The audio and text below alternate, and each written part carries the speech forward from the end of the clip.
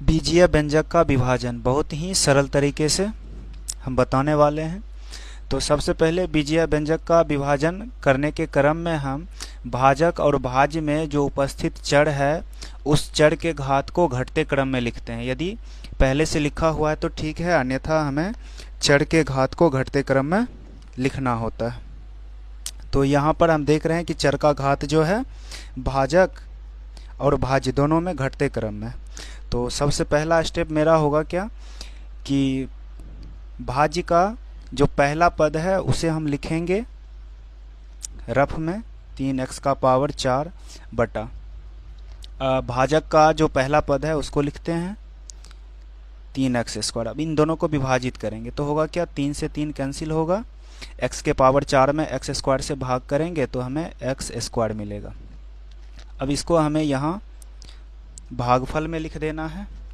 भागफल में लिखने के बाद ये जो भागफल आया, ये पहला स्टेप हो गया। दूसरा स्टेप, ये जो भागफल आया इसी भागफल से हमें इस पूरे को गुणा कर देना है। 3x स्क्वायर माइनस 5 बराबर होगा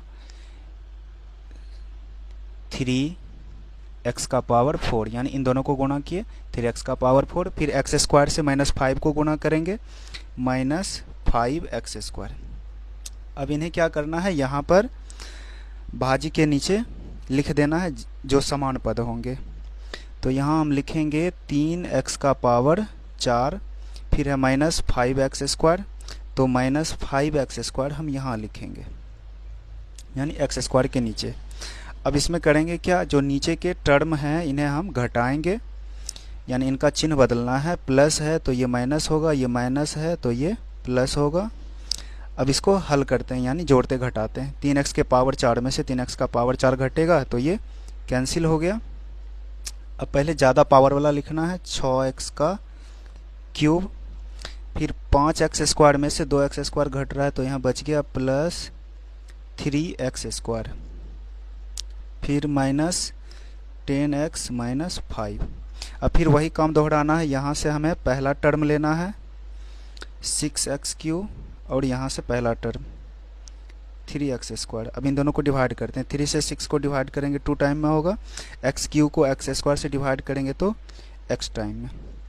अब इसको क्या करना है, यहाँ भागफल में लिख देना है, यानी plus 2x।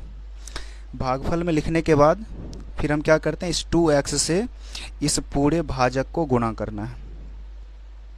Second step, 2x से मल्टीप्लाई करेंगे 3x स्क्वायर माइनस 5 को, तो हमें प्राप्त होगा 6x क्यूब, फिर 2x से माइनस 5 को तो माइनस 10x। अब फिर इसको क्या करते हैं, इसके जो समान पद हैं उसके नीचे लिख देते हैं 6x क्यूब, फिर यहाँ पर माइनस 10x। अब इसका चिन्ह बदलना है, माइनस प्लस, ये कैंसिल हो गया, ये भी कैंसिल हो गया, तो हमें बच गया 3x स्क्वायर माइनस 5। अब फिर वही काम दोहराना, यहाँ से पहला टर्म लेना है, जैसे इधर जगह नहीं है तो यहाँ लिखते हैं